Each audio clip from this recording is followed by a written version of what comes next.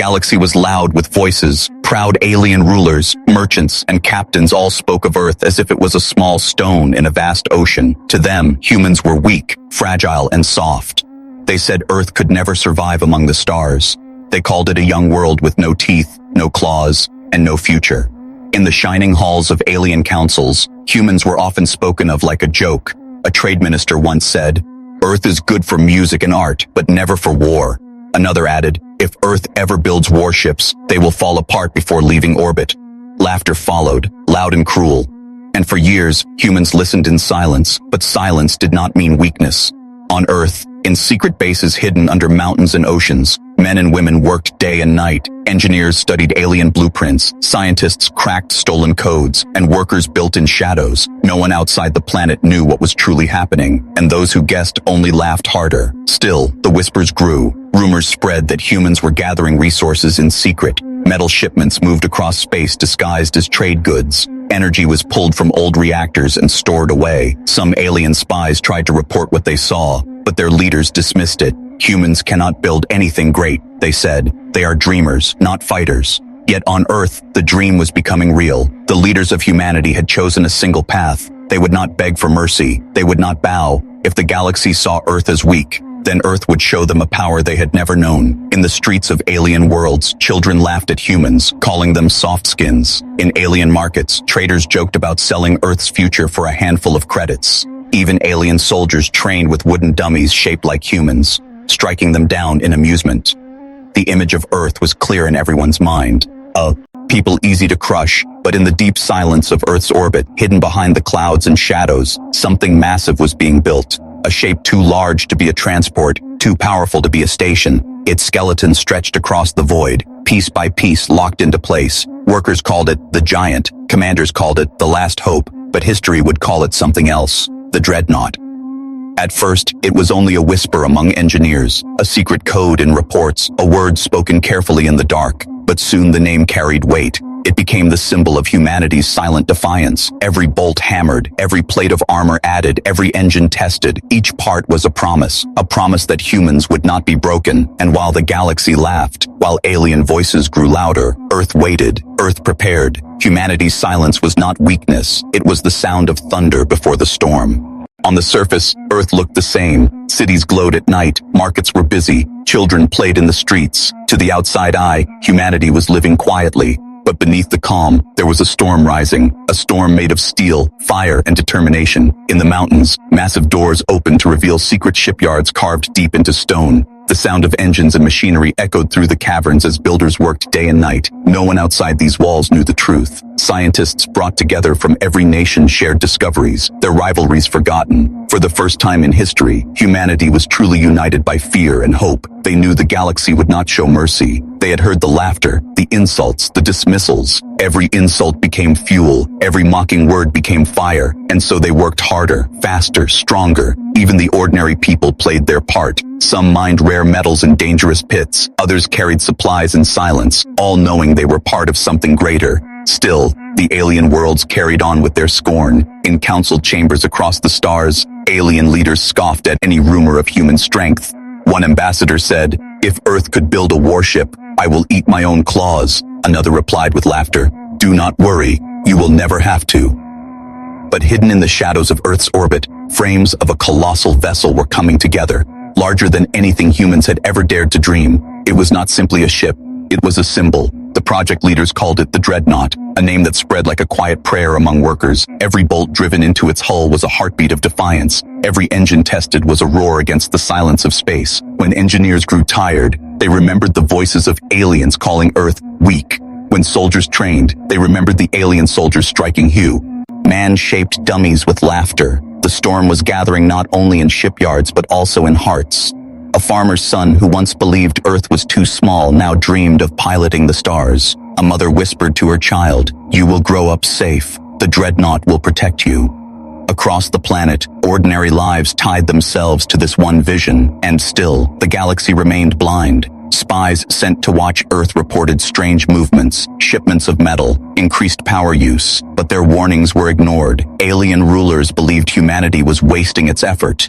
"Humans love to build toys," one general sneered. "Nothing more." Yet, in the void above Earth, the toy was almost alive. Its engines hummed, its armor glistened in the light of the sun. To those who saw it in secret, it looked like a mountain that could move, a fortress that could breathe fire. The storm had not yet broken, but the sky was darkening. Humanity was readying something the galaxy had never seen. The world still looked small, still looked weak, but the Dreadnought was nearly ready, and when it finally woke, the galaxy would never laugh again.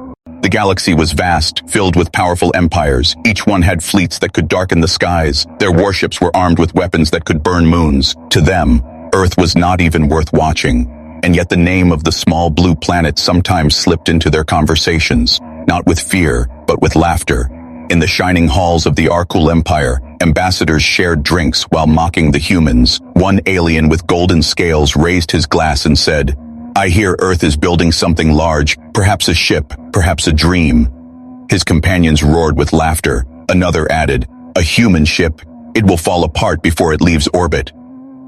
The room shook with the sound of cruel joy. Even in alien marketplaces, Earth was a joke. Traders sold small trinkets labeled human relics, made of cheap metal. Children played games where wooden figures of humans were knocked over by alien warriors. Crowds cheered when the figures shattered. To them, it was entertainment, a simple reminder that humans were weak, but not all voices were laughing.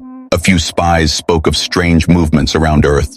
They whispered about giant structures being built in orbit, about engines burning longer than they should, about silence that was too heavy. Yet every time the spies reported, their words were dismissed. Alien leaders were blinded by pride. "Humans cannot build something greater than us," they said. "It is impossible."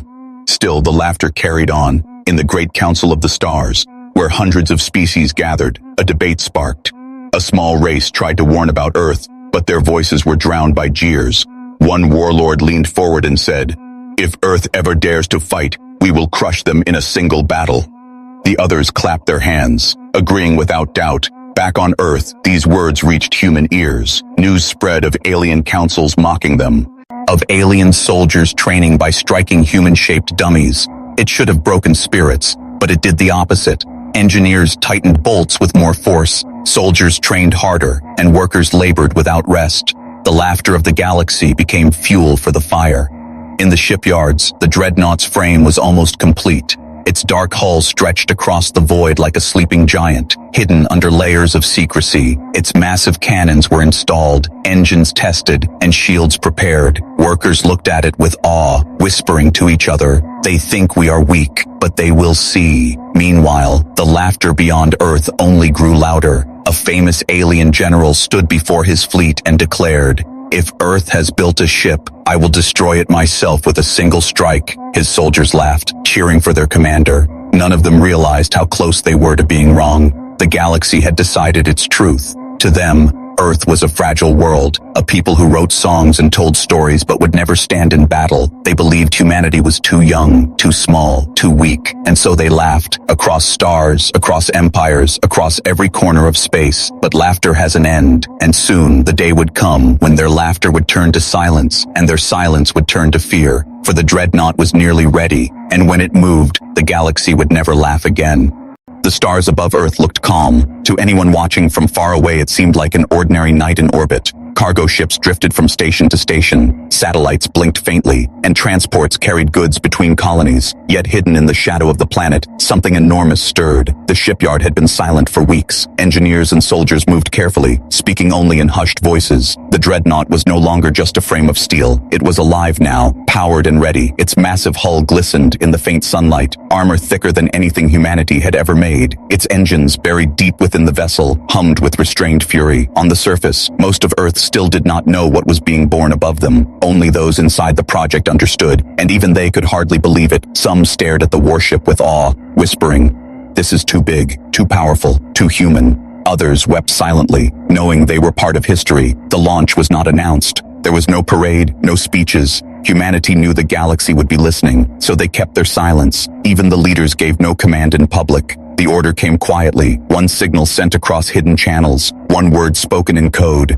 "Awaken." Slowly, the clamps holding the Dreadnought released. The ship drifted forward, its shadow covering smaller vessels like a mountain sliding through space. Alarms rang inside the control decks as systems came alive. The engines lit with a blue fire. their glow brighter than the stars around it. From the surface of Earth, only a few saw the faint streak across the sky. To them, it was just another launch. But in truth, it was the birth of a legend. For a moment, silence filled every control room. Then the reports came. Engines stable, shields active, weapons armed. The voices trembled not with fear but with pride. Years of labor had become real. Humanity's answer to the galaxy's laughter had finally awakened. Beyond Earth, across alien space, signals were intercepted. Spies reported strange readings, massive power surges, and unidentified movement. At first, alien commanders dismissed it as human error, but as images trickled through, their laughter began to fade. A few blurry frames showed something too large to be dismissed, a warship unlike anything they expected.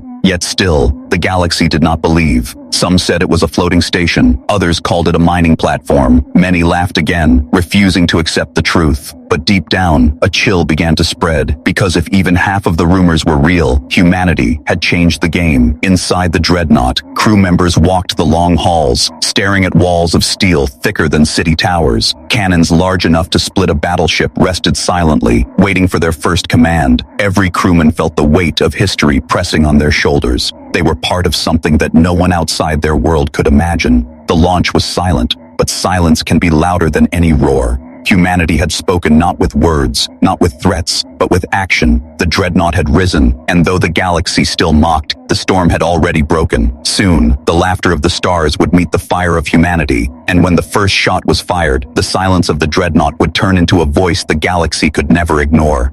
Far beyond Earth's orbit, an alien patrol drifted through the stars. Their ships were small but armed, built for watching and mocking the weaker races. When they received a report of strange readings near Earth, they expected nothing. To them, it was only another chance to laugh at humans. The patrol captain leaned back in his chair, his scaled face twisted in amusement. "Perhaps we will see another one of their toy transports," he said. His crew chuckled. They had destroyed human probes before, small crafts that tried to slip too far into alien space. Easy kills, nothing worth remembering. But as their sensors adjusted, their laughter stopped. A shadow appeared on their screens, larger than any transport, larger than any station. It moved with the slow, deliberate weight of a predator. The patrol officers exchanged uneasy looks. "It must be a trick," one whispered. But then the shadow lit with fire, engines glowing like blue suns. The Dreadnought had entered their view. At first, the aliens thought it was impossible. No human could build something so massive, so armored, so alive. Yet there it was, drifting forward in silence, weapons resting like sleeping beasts. The patrol captain's smile faded. His claws tapped nervously on the console. "Scan it," he ordered. His crew obeyed, but the numbers that came back made no sense. The ship's mass was greater than their entire fleet combined. Still, arrogance held them. "It cannot be real," the captain growled. "Fire a warning shot." A single beam lanced across the void, striking the Dreadnought's shields. The energy rippled harmlessly across the surface, leaving not even a scratch. On the human bridge, the crew barely reacted. One officer smirked. "They are testing us," he said quietly. The commander gave a simple nod. "Show them who we are." One cannon turned, slowly, almost lazily. The alien patrol braced for impact. But they had no idea what was coming.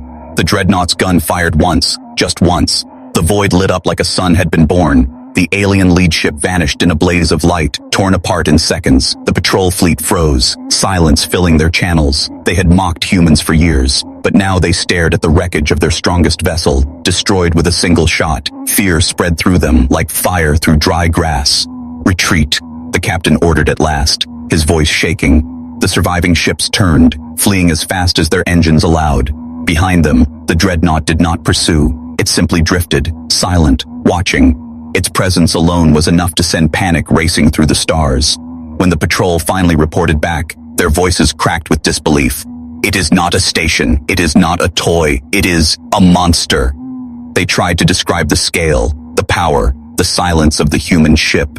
Alien councils laughed at first. But as more reports came, the laughter began to die. The galaxy had always called Earth weak, fragile, unworthy. But now whispers spread through marketplaces, through fleets, through courts of power. The humans had built something beyond reason, something no one expected. And for the first time in history, the galaxy felt a tremor of fear at the name of Earth. The Dreadnought had spoken, and it had spoken with fire.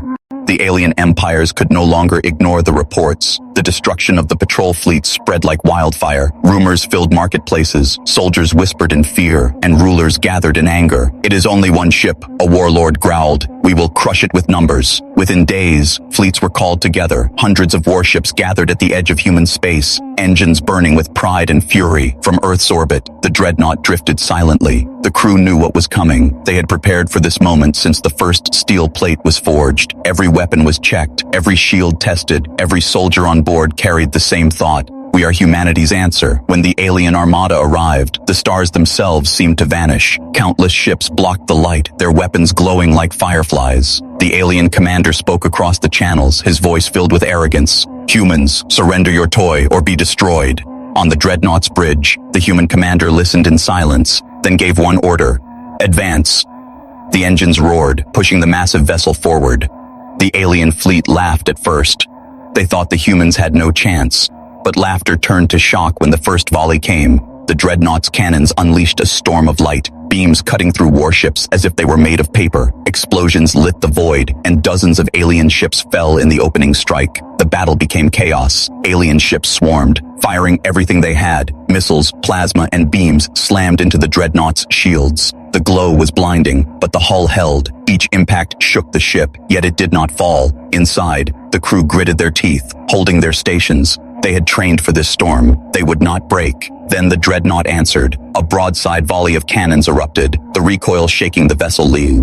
Key thunder. Entire wings of alien fighters were torn apart in seconds. Capital ships cracked under the fire. Their commanders screamed orders, but panic spread faster than discipline. For the first time, the galaxy saw a human warship that could not only endure but dominate. Still, the aliens fought with numbers. Their ships closed in, trying to overwhelm the giant. Boarding pods launched, slamming into the hull, but human marines met them in the corridors. Fights raged in steel hallways, every step defended with blood and fire. Even here, the Dreadnought showed its purpose. It was not just a ship. It was Earth's fortress. Hours passed. Wreckage floated through space. Alien screams filled the channels. One by one, their fleets began to collapse. Their commanders who once mocked Earth now begged for retreat. "It is not a ship," one cried. "It is a nightmare." But the Dreadnought did not stop. Its engines drove it forward. Its cannons sang, and its shields burned with unbroken strength. Humanity was not only defending Earth, they were rewriting the balance of the galaxy. When the last alien ship fled, the void was filled with silence once more. Around the Dreadnought drifted broken fleets, burning wreckage, and the shattered pride of empires. Humanity stood where no one believed they could. The battle was over, and the galaxy would never forget the day the weak world fought like a titan. The Dreadnought had not only survived, it had won. The battlefield was silent. Stars glittered over wreckage. Smoke drifted from shattered alien vessels. The Dreadnought floated among the ruins, its engines still humming. Its crew moved in careful steps, checking for survivors. Earth had survived, but the galaxy would never be the same. News traveled faster than light, across planets, stations, and empires. The tale spread. The humans fought alone, and they destroyed our fleets. Merchants whispered in fear. Soldiers trembled at the thought. Even the proudest warlords closed their ranks, reevaluating. Their intelligence warned them.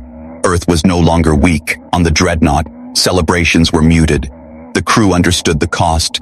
Thousands of lives had been risked, many lost.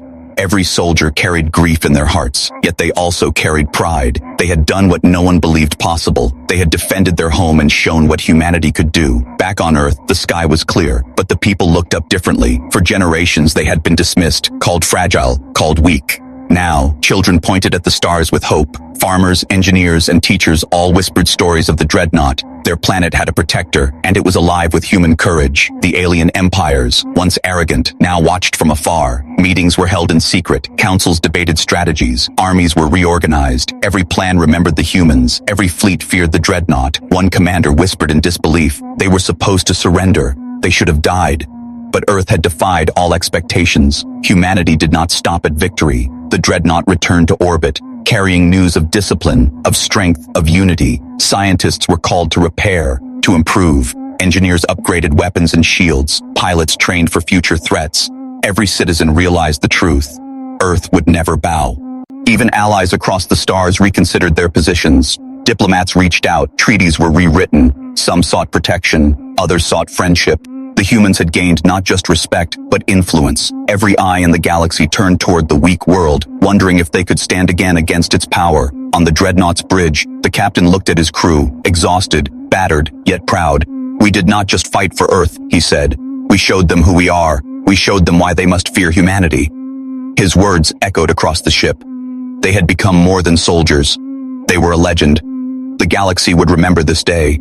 The day when Earth, the weak planet, struck with unmatched courage. The Dreadnought had arrived, and with it, a warning that no empire could ignore. Humanity's story was only beginning, but the first chapter had been written in fire and steel. Every star, every planet, every ship would whisper the truth. Earth was strong, Earth was fearless, and Earth had just begun.